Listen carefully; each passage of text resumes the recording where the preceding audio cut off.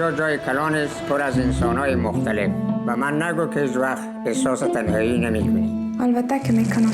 Mon rêve, c'est de travailler dans un dancing. J'adore voir les gens danser, s'amuser. Maman, je peux dire mon vœu. Non, sinon il se réalisera pas. Nice to meet you. I think I have to screw around here to get a cup of tea and a chocolate biscuit. Right. It's gonna be a very good Christmas. Hello and welcome to this week's film show. I'm joined, as always, by our film critic, Lisa Nesselson. Lisa, hello. Hello. We are starting off today with an offbeat comedy drama set in the title town of Fremont, California. It's about the fortunes, you could say, of a recently arrived Afghan refugee who works in a factory that makes fortune cookies. Tell us about it. I love this movie. Writer-director Babak Jalali, himself originally from Iran, combines an array of uncommon elements with very wry humor and an undercurrent of how the American way of life makes demands on immigrants from other countries. It's about adapting, rolling with the punches, and what happens when you try to outsmart your circumstances, but that boomerang effect finds you. We should mention that the film is shot in black and white. Let's take a look at the deadpan humor of Fremont. Where are you from? I'm from Afghanistan. I've never met an Afghan before. You seem like a friendly people. We are. I'm just not a good example.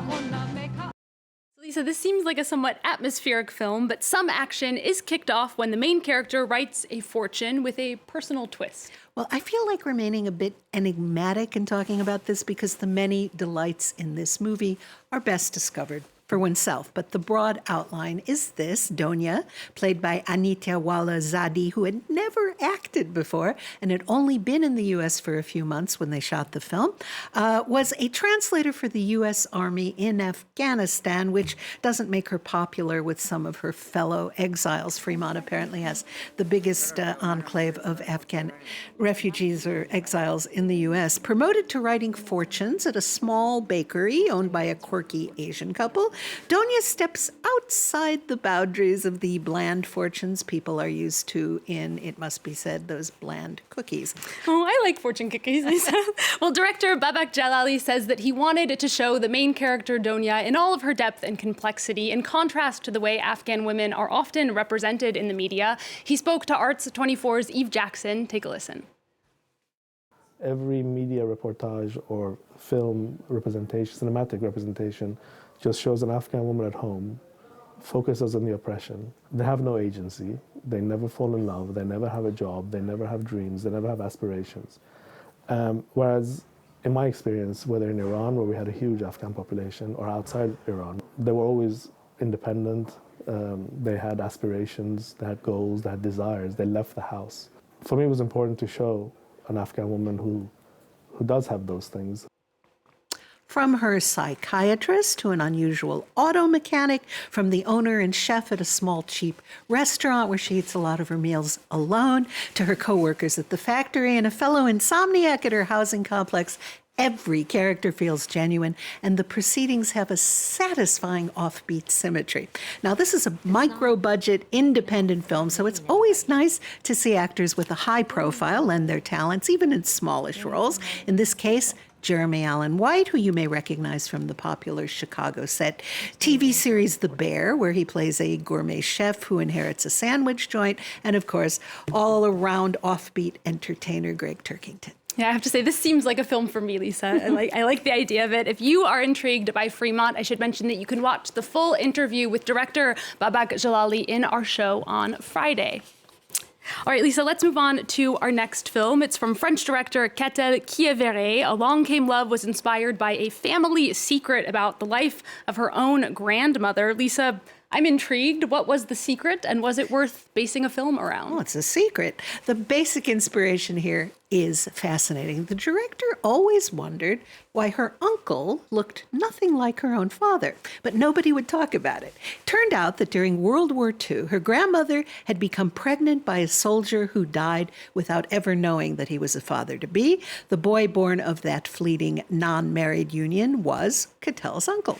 With this as a foundation, she gives us the story of a young French woman, unwed and pregnant at the end of the war. But in this fictional account, the father of the child is a German soldier. So she is shaved bald as a collaborator and chased out of town to fend for herself. The movie is a melodrama through and through as it follows her and her son and the kind but secretive man she marries over the next 20 years. All right, let's take a look at the family drama in Along Came Love.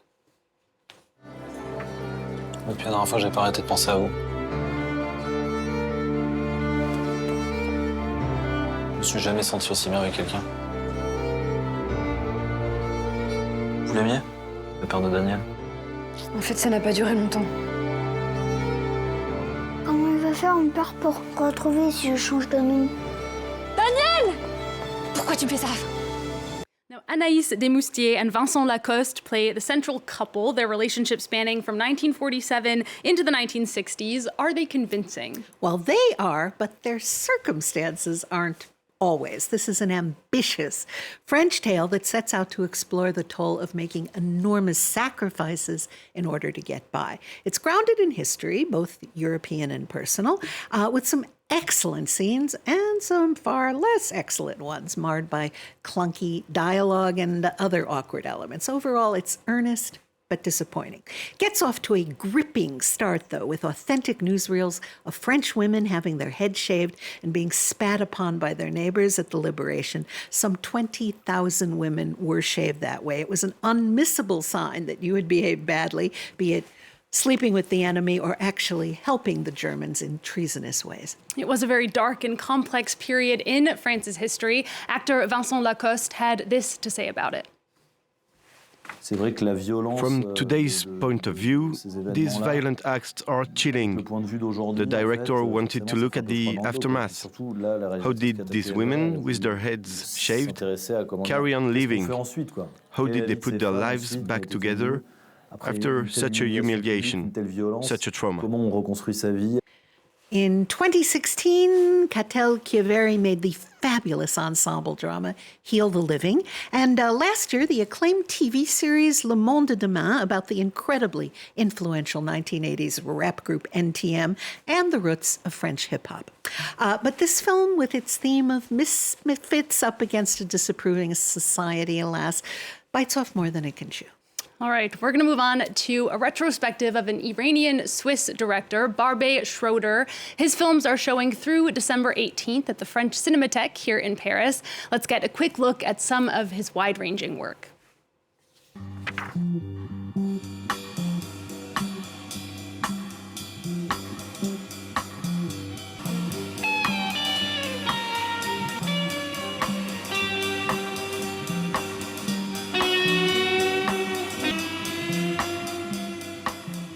You know, apart from household names like Scorsese, Tarantino, Clint Eastwood, Christopher Nolan, I'd say most filmgoers in the English-speaking world don't know or particularly care who directed a movie. Look up the filmography of Barbet Schroeder, now 82, and you'll probably go, hang on, some Swiss guy born in Tehran and raised in France directed that? With French New Wave master Eric Romer, Schroeder co-founded the production and distribution company Les Films de Losange, and it's hard to picture certain quarters of film history without this company, which is celebrating its 60th anniversary. And Schroeder, Lisa, did have success in both French and English. What films might some viewers know him for? Well, perhaps the stylishly dark-humored Reversal of Fortune, Single White Female, Kiss of Death, or Murder by Numbers, with a young and very promising Ryan Gosling over 20 years ago. Now, I have a soft spot for his Barfly, in which Mickey Rourke plays iconoclastic poet Charles Bukowski, opposite a fellow drunk played by Faye Dunaway. Schroeder is also a terrific documentary maker, from the General Emin Dada to Terror's Advocate, about lawyer Jacques Vergès, who defended indefensible high-profile clients. And of course, Schroeder's latest film, Ricardo in Painting, is about his friend Ricardo Cavallo, and it's currently in theaters. All right, sounds like a lot of classics to catch up on. We're going to end, Lisa, with another classic, a film that tends to be all around us, you could say, this time of year. This month marks the 20th anniversary of the release of Love, Actually. Now, for those not familiar with it, it's a British romantic comedy set in London around the Christmas season. It follows a series of different storylines, all centered around love and portrayed by an incredible cast, and it is being re-released in a restored version. You mentioned that incredible cast. Well, Hugh Grant plays the Prime Minister of England, and although I'm a Yank, I'll go out on a limb and say that I'll bet right now the UK is full of people who kind of wish Hugh Grant were the Prime Minister. Actually, Bill Nighy's hilariously frank aging rock star spouts one of my all-time favorite lines, telling kids not to buy drugs, because once you're famous, people will just give them to you for free. That's an example of the humor I admire from the director of Four Weddings and a Funeral and Notting Hill. It's fashionable now to decry the lack of diversity in older films that, after all, have given pleasure to tens of millions of people. It has to be said, though, Lisa, that Love Actually has been criticized in recent years for being pretty heteronormative and for portraying female characters who don't have very much agency. The director himself has even expressed his regrets about it. Well, yes, director Richard Curtis has been quoted recently as saying he should have tried harder to give audiences more varied characters. Then, predictably, Fox News complained that he shouldn't have to apologize just because so-called woke standards are taking over. But here's the thing. Curtis has always incorporated characters that most big popular movies were not tripping over themselves to include 30, 20 years ago. A woman in a wheelchair in Four Weddings and a Funeral, the marriage of Keira Knightley and Chiwetel Ejiofor in this, or the initially incongruous romantic spark between Colin Firth and the Portuguese woman who cleans his house.